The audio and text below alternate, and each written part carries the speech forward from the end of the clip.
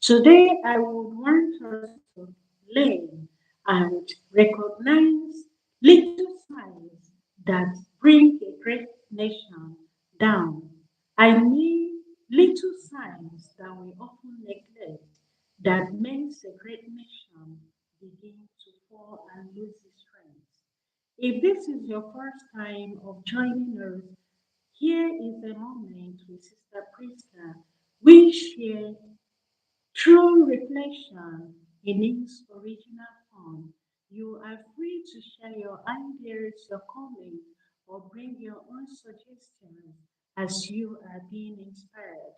Don't forget to subscribe, to invite others, and help me share this so that others will join us in this very channel to build it and to make great impact for the growth of our community. So the title of our reflection is Before a Nation Falls, the Quiet Signs We Often Miss. When people speak about the rise or fall of a nation, they usually begin with politics, insecurity, corruption, inflation, unemployment, and international relations.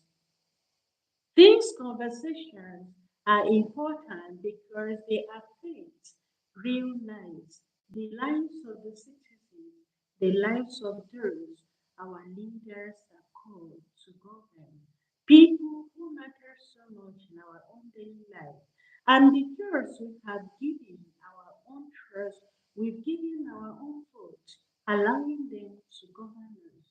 Most times, the promises that they make before we give them our vote of confidence now turns out to become the opposite of it. And the people now begin to lose their own trust because what they thought they would meet is no longer the things their elected leaders are giving them.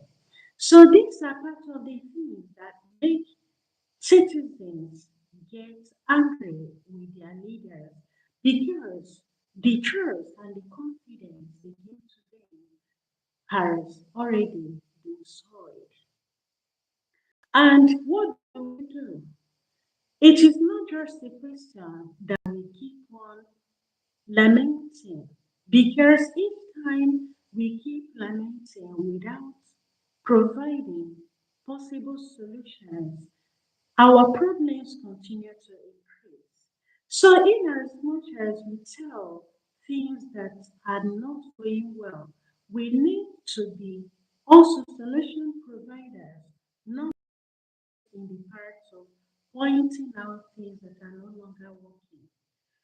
What does it really imply? When does a nation actually begin to fall? Is it when the economy collapses? Is it when violence spreads? Is it when leaders stop? Or does the decline begin when earlier, long before anyone notices it? I believe history offers an important lesson because and suddenly discover it has fallen. Long before decline begins and becomes visible, some things may have already changed beneath the surface. History equally records that ordinary life has been preparing for years.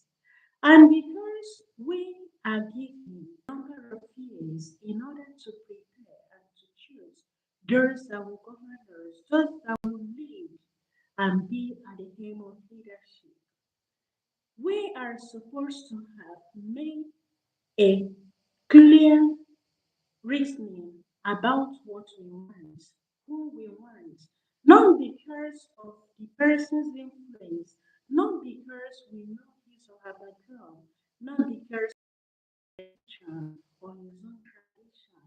We don't need to convince ourselves, not just because of the words of the mouth, because there are people who have sweet voices and thoughts that they can even convince people about things they cannot do, and people will take them by their own words. We have to make use of wisdom Each time we are being called upon to choose our leaders, we don't use sentiment, we choose people with leadership quality.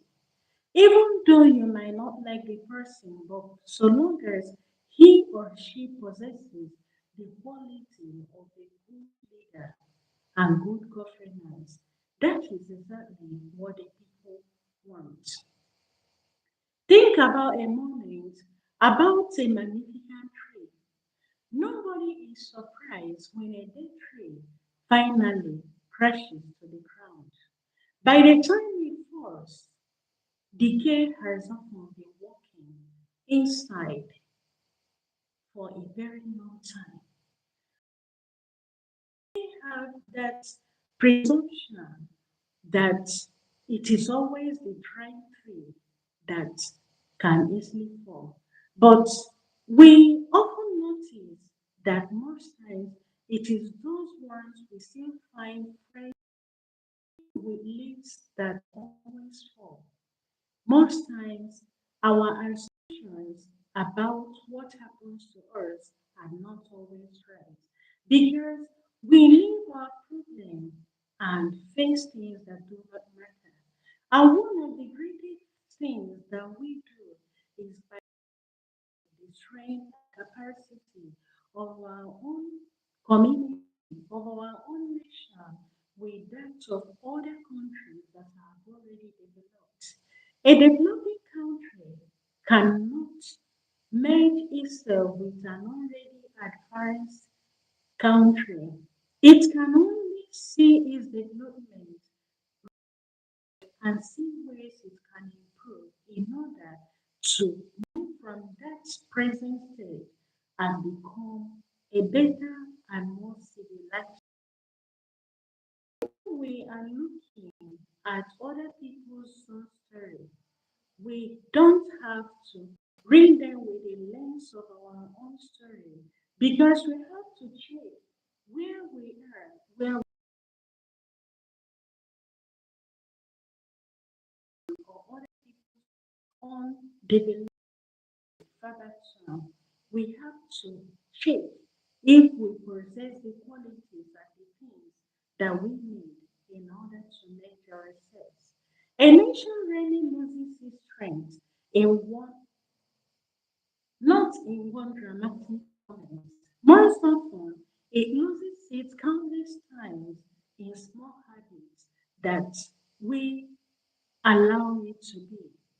It could be in terms of allowing bribery and corruption. It could be in moments we allow recommendations when we see people who are not qualified, just because that person may have favored you in one thing or the other, or probably another person may have introduced you to them, or because of the promise, either for a contract award or other may promise you, then we now begin to compromise the things that we would have saved our own country, our nation, or even our communities. Whether we live in Africa, we live in Europe, or in Asia, or even in the America, or anywhere else we find ourselves, every society depends upon certain invisible foundation. Without them, no constitution, no military, no economy, or even technology can permanently secure the future. Let me ask another question. What makes strangers another? Why do parents confidently send their children to school? Why does a patient places his or her life in the hands of a doctor that he or she has never met? Why do we enter an aircraft believing that unseen engineers, pilots, and technicians can carry us abilities and lead us faithfully and responsibly to where we are going? Why do we cross a bridge without wondering whether it was honestly built or whether it will collapse while we are still making our leave? it. Civilization depends upon trust, no blind trust, because it assures you people how much and how far it has gone in order to bring it from its previous state into its new state. Because when you do not update the people you are governing about the extent you have gone and be able to show them clearly and trustfully what you are doing for them, they will not know what you are doing and it will continue to decrease their trust and vote of confidence they have in you. When there is this habits remain strong or influences our society, begin to allow other unimportant things to influence our ideas. It begins to damage not just the visible immediately, but everything that concerns us, either in our school system, in our businesses, in every institution, in the hospitals, and in other places that matter so much for that particular nation. Some essential things begin in a very ordinary way. A nation is more than a border. It is more than a flag flying above lintel buildings. It is more than an item sung in national occasions. Those symbols are important because they express our identity as a nation, but they cannot create character. Characters grow quietly. It grows in homes where children learn honesty. It grows in classrooms where teachers value truth more than shortcuts. It grows in workplaces where people do what is right, even when nobody sees them. Can you imagine a government official who, instead of being in the office about 9 a.m., goes to office at 12 noon and leaves the office almost immediately afterwards? How would you think that that nation will progress if there is that kind of nonchalant attitude towards the things we have been assigned to do? We cannot talk about irresponsibility when we are not responsible in the little things we are asked to do. It is not a must that we must be leaders of a nation before we begin to act responsibly. Our homes, how do we treat our children? How do we treat the work we do? When we are being assigned to work for others, do we work in trust even when they are not seeing us? These are the little things we do. It's not just about the public investment. We begin little by little. Just the little things we begin to receive, it will now become an attitude that, when someone has a soiled finger, you always soil everything that you touch. Those little attitudes that we begin to practice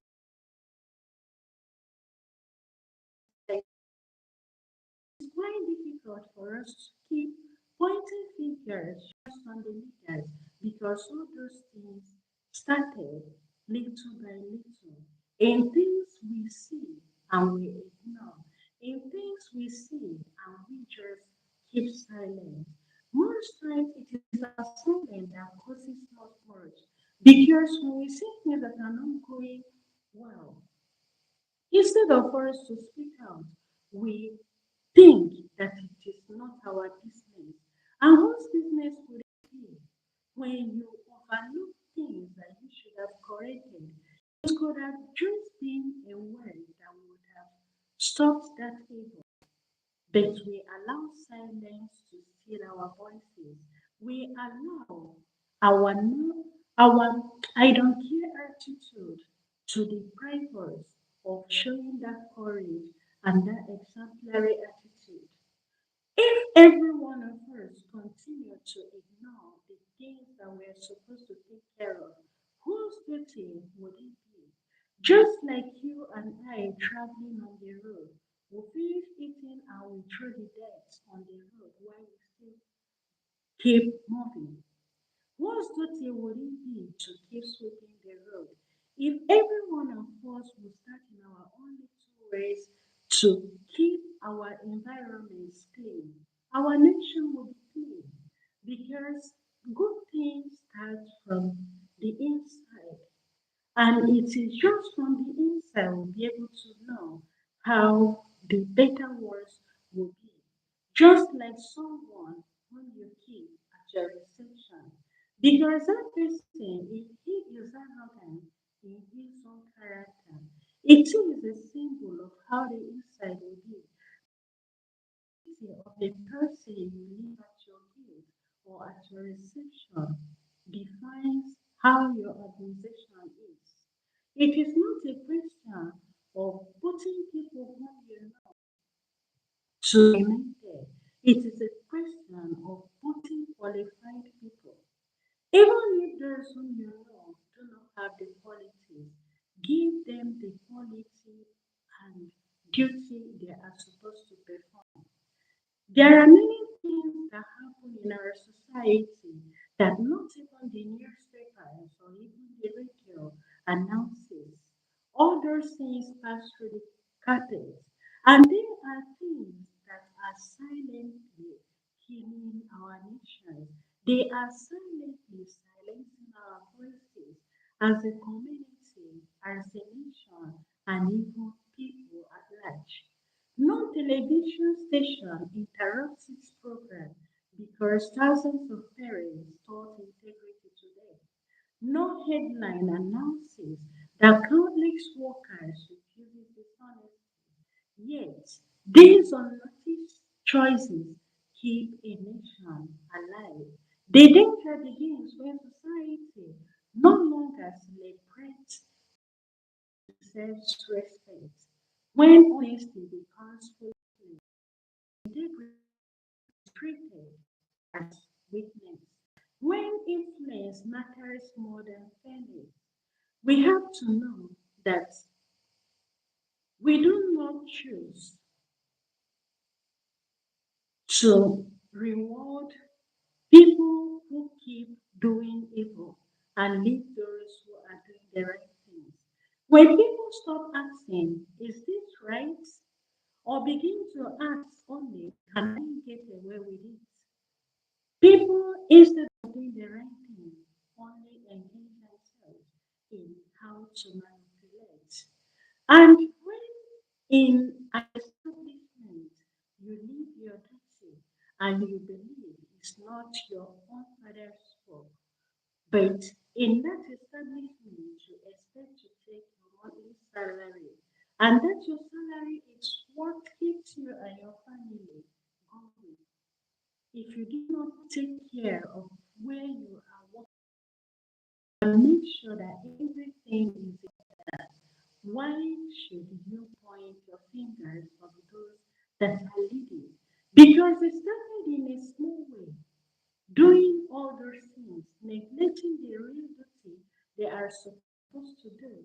And when they get to higher offices, they now begin to double what they have been doing already in secret and in private. There is no way we can tell ourselves that we do not know the causes of things that happen around us. Every one of us way can define our problems, but correct solutions and implement correctly and in a very rightful way that it will be able to be of use to everyone. It is quite easy for everyone of us to point out what is not going well, but how many are courageous to fix those problems? Most times it requires patience. Most times it requires humility. Most times it requires faithfulness. It requires truthfulness. Just like someone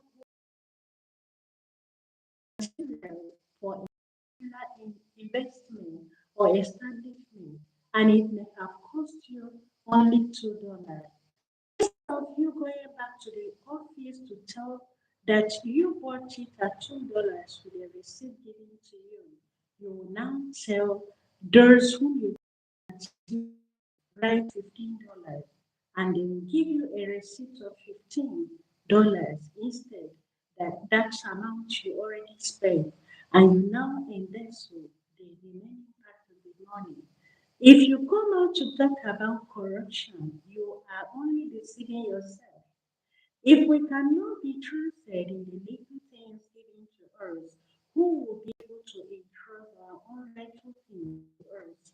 It is the way we take care of the little things around us that will determine how, when we are being given what is rightfully ours, whether we'll be able to keep it in order. There are lots of graduates who came out in first class, but they cannot really express or even show, give a complete proof of those their qualifications. Many times, just because we know people who are in charge and they are able to see or sort us through, and we come out boasting that we have made it first class. But there are those whom you know one, they came out with third class or even second class, so that they can prove their own certificate even beyond what they already have.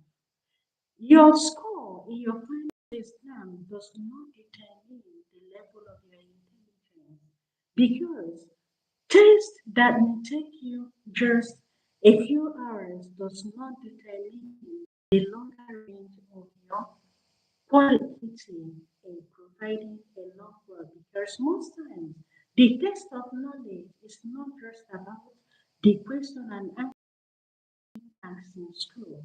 It is implementing it in the real life that we want to let those around us know if actually what we think we are able to defend and prove it. Our achievement desire, especially when we work with trust, because we know that for us to build a good nation, we all need to fall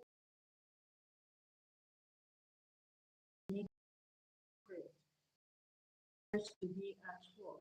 It is not a question of only few will be working and others will be taking the praise. No, if you are being called to lead, that is more reason you need to dedicate more of your time in the things you do because you have to lead by example. It is not your duty just to leading others to work and you will take the praise. Every one of us is called to build a nation together. It is not just the duty of the poor masses who should be asked.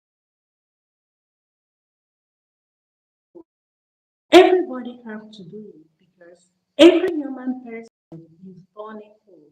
It is a growing up that makes a little difference. Let us know that so long as we have breath in our life, our duty is to take up the responsibility that belongs to everyone and make our nation great. The strongest institution becomes fragile when those baby papers. Every generation receives an inheritance, and we inherit things we did not build, such as food. We inherit some communities that have already existed long before, and schools that were being established, freedoms that we did not win, traditions that began years before us. And the question still remains, what is our own duty as a leader for our people, the people entrusted in our own hands to do? And our question is, how long shall we continue to deceive ourselves? How long shall we continue to let people know the truth about our present situation? Let this be a thought for every one of us as we come back in this very topic to discuss more. So, dear friends, if you have any contribution to make, you can equally leave it at the comment section. We'll be back to it. Tell us what you feel and how you feel is going to help each and every one of us to live a responsible life. Because whatever we are complaining about today affects everyone, not just our present moment, but it still affects the future and our own children, our children's children. Because whatever we leave undone will now remain for our children to do it. When you look at your own community, what quiet signs do you give? Do you give them signs of hope? Do you give them signs of development? Do you give them sign of improvement? Let your thought guide you and let it direct you on the things you're supposed to do. Because great nations are not sustained by extraordinary moments alone. They ensure because people under them chooses day by day to live by truth, to live by responsibility, and to live by hope. Because when they work hand in hand, things will develop and things will become better. So, dear friends, the building of a nation does not rest in the hands of a single person because leaders are being appointed, and when their time expires, we are demanded to choose other leaders. Even if we might call back to office those who have leaders, it should be on merit. And after a particular time, they have to give way and allow other people to set in. So that see a particular individual or particular set of people are born to lead. Everything in life requires change. Change needs to start from you and I. Be courageous always to say the truth, to speak the truth, and to stand for the truth. Do not allow fear, do not allow influence, do not allow any form of pressure to deprive you from any occasion or any situation that will make you not to stand up for truth. If you want a great nation, if you aspire that your home needs to be a better one, start from there and do your duty. Do not allow this duty from you. Because whatever you keep on complaining or commenting will become part of you. A work you refuse to do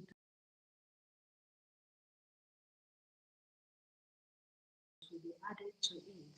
Let us continue to do our work little by little so that we will not have too much shaping to do. I am Prisca. I am reaching out to you in a moment with Sister Prisca.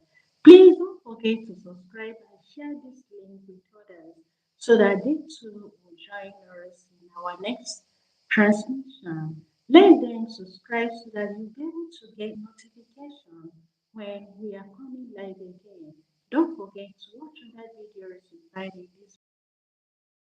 Remember, every great nation begins from the way you and I handle the situation. For us to elect good and responsible leaders, we have to take away from us sentiments about our knowledge, about the person in terms of a kind of partiality or because this person comes from our own nature or because of other reasons. Don't allow corruption to rob you of your own future. The future is in our hands, and whatever we get out of it will determine what will stand for it. May God continue to bless us all. Thank you for your time and remain blessed.